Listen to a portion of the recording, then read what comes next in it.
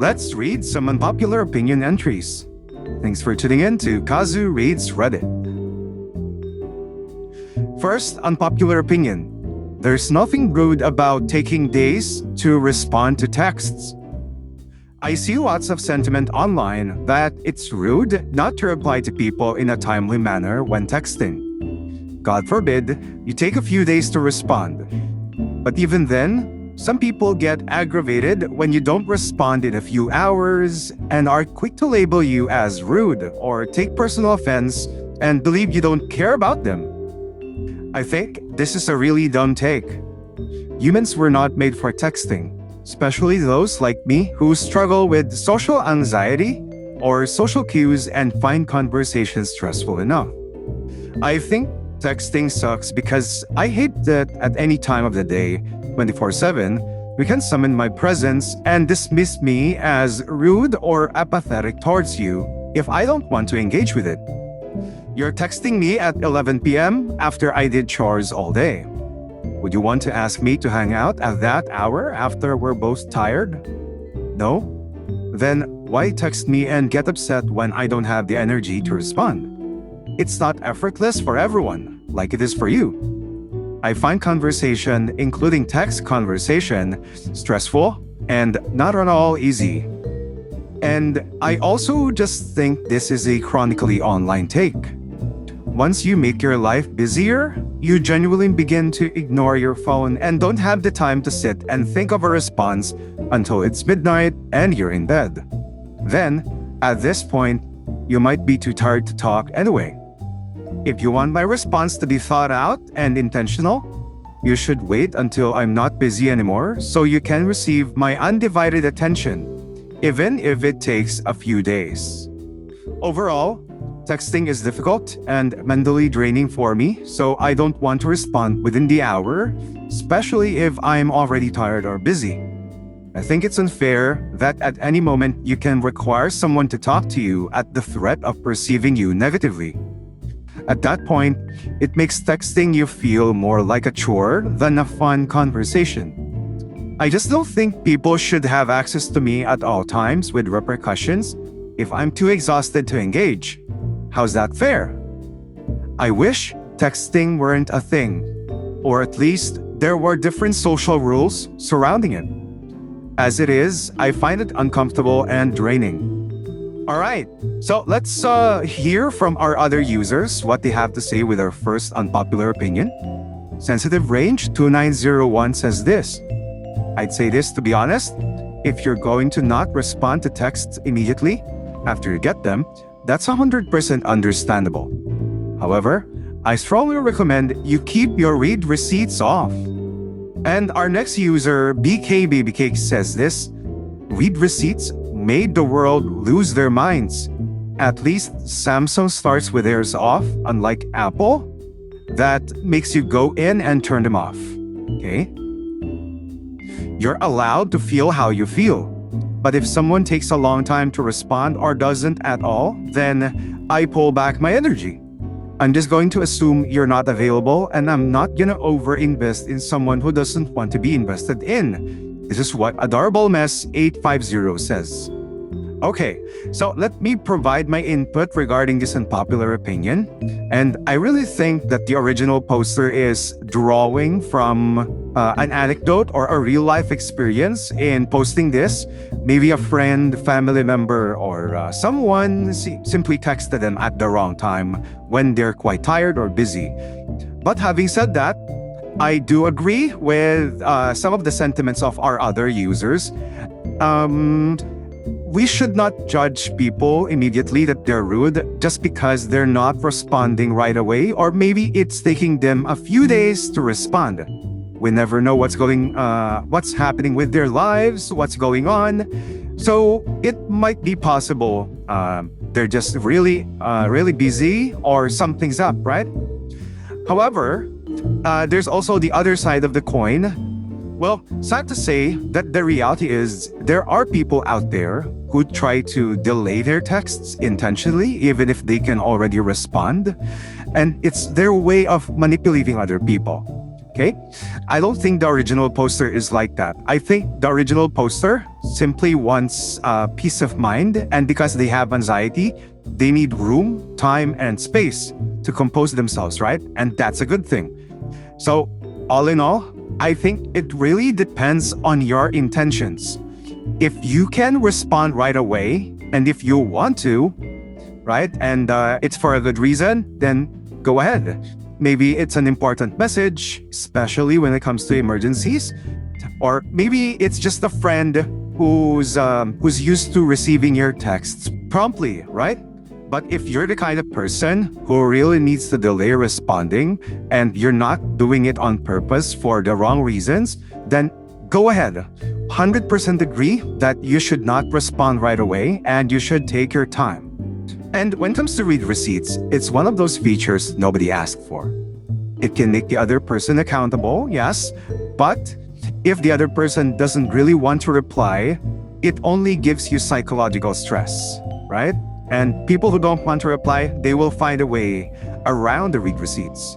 And if the other person wants to reply or they can, then there's no really need for the read receipts because they're gonna reply whether there are read receipts or not. All right, so let me know in the comments what you think. Maybe you have a different perspective that you can share. Okay, so let's move on. Making each member of your household do their own laundry makes no sense. This is according to Mobile Package 8869. I only recently learned that this is a thing that some families do. In particular, parents making their children do their own laundry. And I'm kind of dumbfounded by it. First of all, that has to be the most inefficient possible way to do laundry. Instead of just having one basket, one load of laundry, and one person managing it, you have 4+ baskets, 4+ separate loads of laundry, and 4+ people all trying to manage their own stuff. And queuing up to use the laundry machine in my own house, not counting shared facilities in apartments and whatnot, is not a situation I'd want under any circumstance. Second of all, it's a massive waste of time, water, and money. Doing several loads of laundry takes much more time than just doing one. And unless each person has enough laundry to fill the machine, you end up using a lot more water than you would just doing everything together, which is bad for the environment and your water bill. TLDR, too long didn't read. It's a waste of money, water, and time. Edit, yes, I am an adult, and yes, I do all the laundry in my household. It is not difficult. Alright, so do you think this really belongs in the unpopular opinion section, or should this be an acceptable opinion? Let's see what other Reddit users have to say. This is why 18-year-olds arrive at college only to be completely mystified by the dorm washing machines. It's not about laundry being difficult. It's about allowing your children to learn how to take care of their own belongings. Once they reach the age of 12, they should be cleaning their own bathrooms and cooking for themselves occasionally too, says one Reddit user. Here's what Crocodile Zebra Milk has to say. I live in a house with 8+. If we don't do our own laundry, we get it all mixed up. And nobody ever folds communal laundry. Here's another comment from one of our Reddit users. My mother-in-law does this. We stay at their home frequently when visiting, and I had to put a stop to it. It was such a weird thing for me to ask her to stop because she never considered not doing it. I was like, he has a wife and children. He can manage his own laundry. She still, after 20 years, marvels at how much he does around the house, his house. Okay, I really believe this deserves to be in the unpopular opinion section. Maybe communal laundry works for some families, but not for everyone, okay? There's massive advantage in learning how to do your own laundry. Not to mention, if you're not around, they're gonna do it anyway, right? So might as well learn it at a young age so they can also learn some responsibility. And just like what other Reddit users mentioned, it's confusing when you have to do communal laundry because the clothes get mixed up. Okay? So that's what I think. What do you think? Do you think this really belongs in the unpopular opinion section? Or should we consider it as something that can be acceptable? Alright, so let me know what you think in the comments below. And let's move on to our next unpopular opinion. According to another Reddit user, we have narrowed our definition of intimacy too much by focusing only on physical attraction. Today, intimacy is almost always equated with physical or romantic connection. I think this is a limited way to look at how we connect with others. If you look at different traditions like the Guru-Shishya, master-disciple model, intimacy was defined by a shared intellectual and conscious journey, a meeting of two minds, rather than just two bodies. While physical attraction is a normal part of life, it is often treated as the absolute peak of connection. By focusing so heavily on the physical, I believe we are ignoring the depth that comes from genuine mentorship and the exchange of profound knowledge from guru to shishya. There is a profound level of connection that happens when two people work together toward a higher purpose, and that bond is just as important, if not more so, than physical side of things.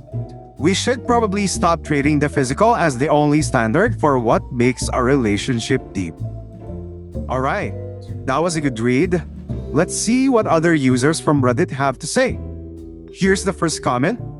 Yes, the problem is that most people have a misunderstanding of what intimacy is. They seem to believe that intimacy means physical and usually sexual intimacy.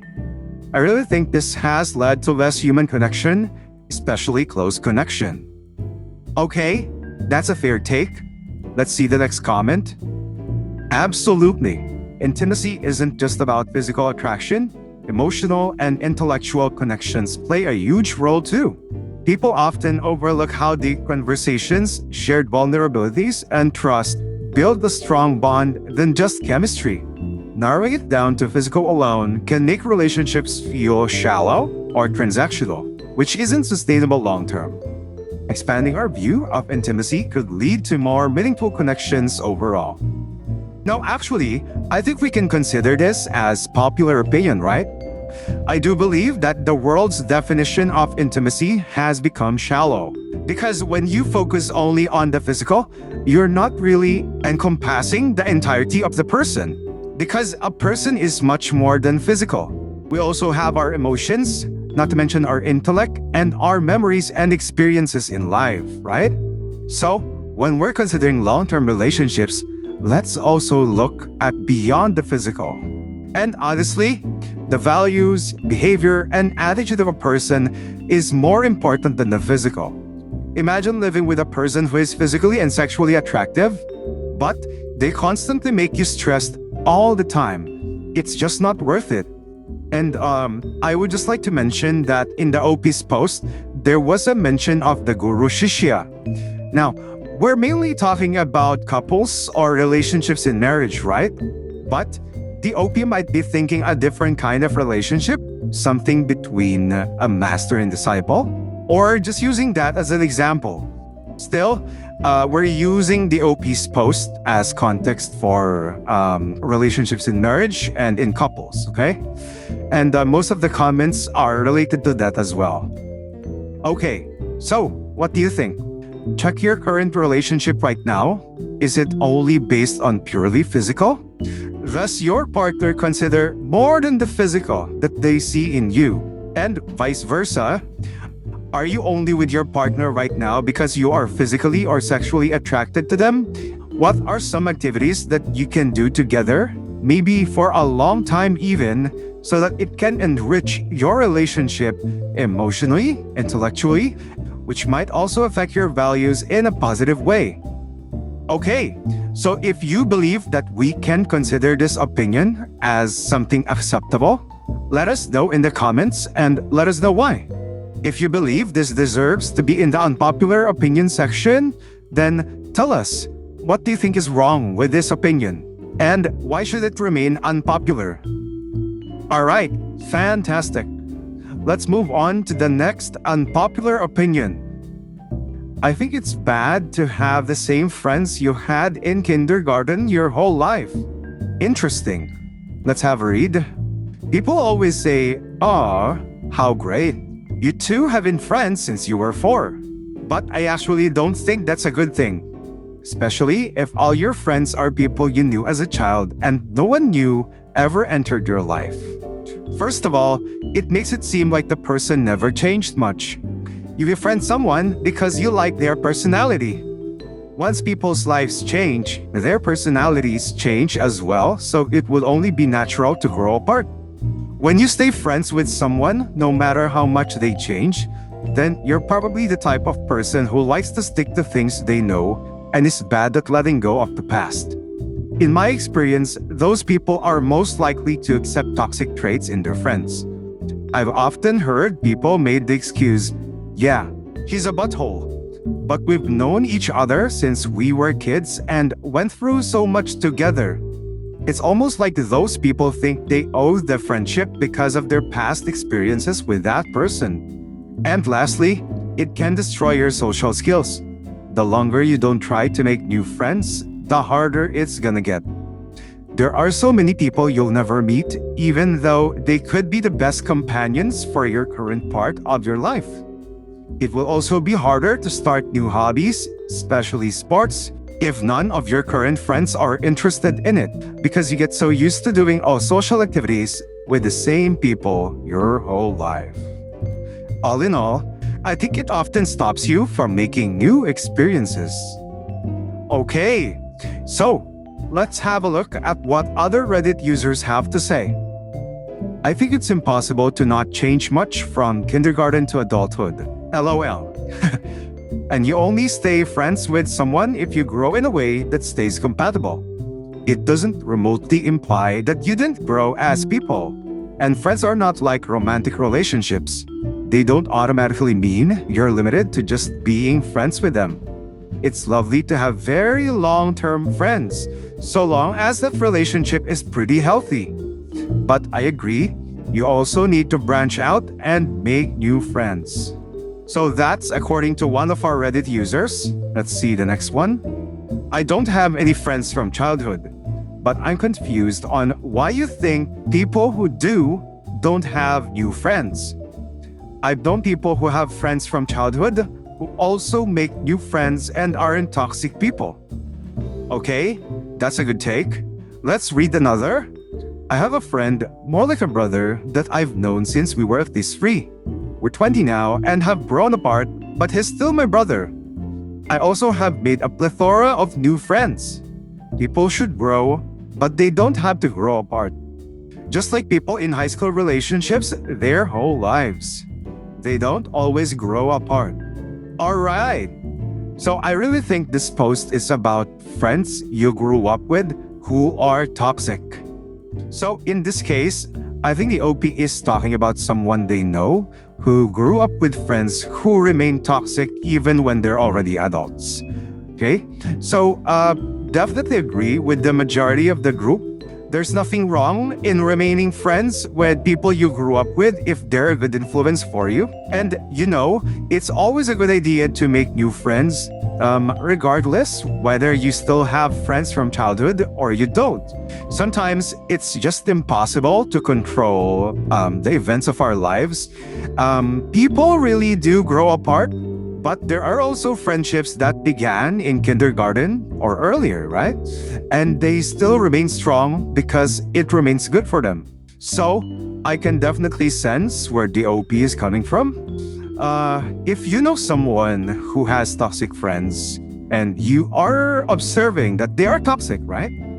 It might be a good idea to talk to them and let them know. It's a good thing for them to branch out, make new friends. It's ultimately their choice if they would like to remain friends with these people, whether they grew up with them or not. Okay? But yeah, let them know they can always make new friends who might treat them better, who aren't toxic. And if you happen to be one of these toxic people or toxic friends, then this is a good message for you as well. Maybe there's something in your life that's making you act out or behave like this towards your friends. Then this Reddit post is a good reminder for you, right? So whether we remain friends with people we grew up with or not, let's do our best so that other people can say that they're proud, they grew up with us, and we have been a good influence. Okay? So drop your comments below. Tell us if this is an unpopular opinion or this is something we can consider popular. Okay? And if you like this video, you know what to do. See you in the next episode.